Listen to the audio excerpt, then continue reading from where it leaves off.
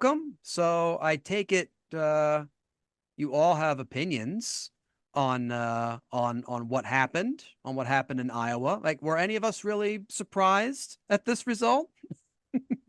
Um, Surprised. Less than 100,000 white people voted for an orange man uh, that they've been clamoring to follow since 2015.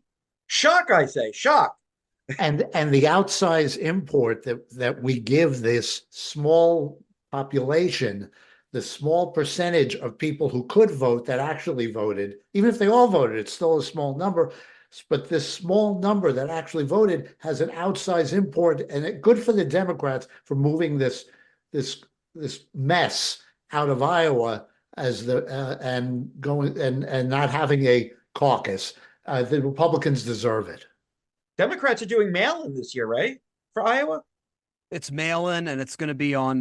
They'll announce the results on Super Tuesday, so it's going to be a I little. thought I thought they already announced the easier. results. Nope, They, they're taking this seriously. They're just saying like, "Fuck Iowa," Yeah. because it's getting like I'd posted some comment or I'd posted some image on Instagram, and someone who follows me was from Iowa, said something along the lines of like, well, if the Democrats want diversity, they have to do this caucus in Iowa, and they have to do it early. I'm like, it's Iowa. They're literally the antithesis of diversity. yeah. Yeah. Yeah. There's like one city that has some people in it, Des Moines, or you know what I mean? There's like nobody else is there. Well, the college towns Yeah. they have some diversity, but Yeah, but those are imports. Like they vote elsewhere, you know. well, yeah. I mean, listen, the Democrats are not going to win Iowa anyway. I No. mean, No. I couldn't even tell you the last Democrat to win that in a presidential election. Yeah, it's not an indicator for us. Like I'm not even sure with this how it turned out for the Republicans. That's an indicator for It's them. not. Right. It, Like I it think, yeah. But what you saw though is DeSantis throwing all of his resources into Iowa. He moved away from New Hampshire. He focused on Iowa, and he barely finished second. Yeah. are, Meanwhile, Haley got fewer votes than him, and she's all but been anointed as the successor, if not the next president, by the Washington Post and the New York Times, who love her. They love her. So, but again, if we're talking about irrelevant things, does it really matter what the Washington Post and New York Times says about a Republican? No. Right. Right. it helps set the national discourse, and donors see it, and they saw her on the front page every day. First, the Post had DeSantis, then they moved to Haley, and neither of them did well. It's like it's the best of the worst, right? So it's Yeah. just that's really all that the New York Times and the Washington Post can do for the Republicans. That's it. They I can do just have a strategy for Nikki Haley, but it would take some gumption, and I don't think she has that type of gumption. But if I was Nikki Haley, Does it involve saying something bad about Trump? Would that be yes. because that is Well, a lot yes of and gumption? no. Yes, it does actually. It here because here's what I would say, because they were supposed to have a debate on Thursday, this coming Thursday, DeSantis, Trump, and Nikki Haley, but Donald Trump isn't going to do it, and why would he? He doesn't have to do it. But knowing Donald Trump's base and knowing Donald Trump is base, this is what I would say if I was Nikki Haley. Donald Trump is a blabbering old pussy who's afraid to show up and face me because I'll make him look like the doddering old fool that he is. Now, you're going to piss off some Trump voters, but they weren't going to vote for you anyway. But there are some that go, wow, she's got balls. And that's what they react to. And Donald Trump would be painted into a corner like, am I going to ignore her? Am I gonna let her call me a pussy and a chicken? He might. That would be the smart thing. But either way, she's going to make headlines. Everybody's going to talk about this prim, proper, Reagan-esque Republican calling Donald Trump a pussy. And she's going to lose anyway. But if you're going to lose, you might as well go down in flames and be memorable.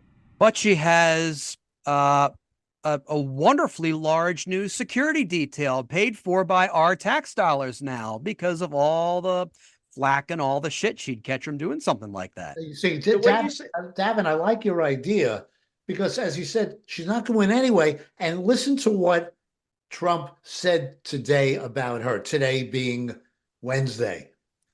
Anyone listening to Nikki Nimrata Haley's, so first of all, he puts in parentheses Nimrata, like she's a Nimrod, because her real name is Nimrata.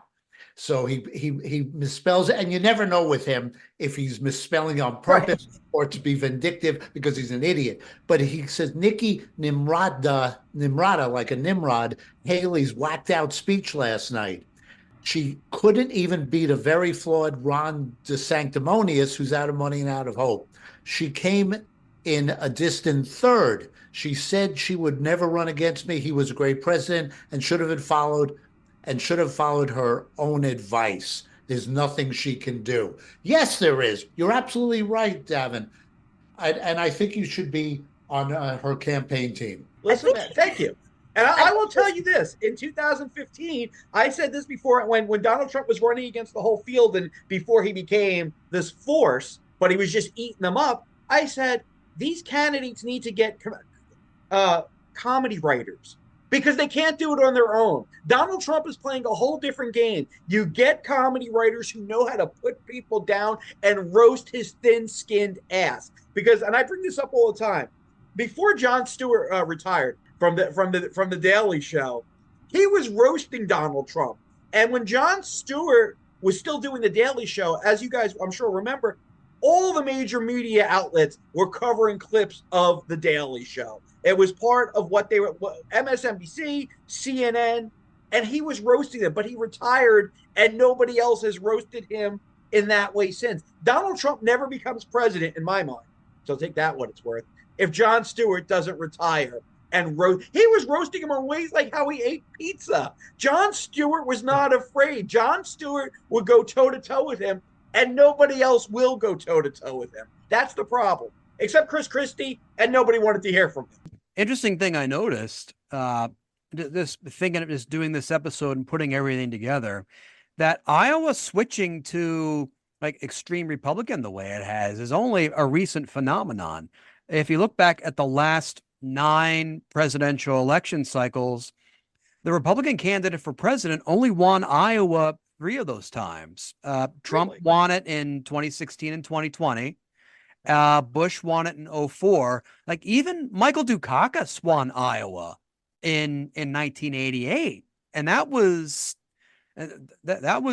when the Democratic Party was among its lowest ebb.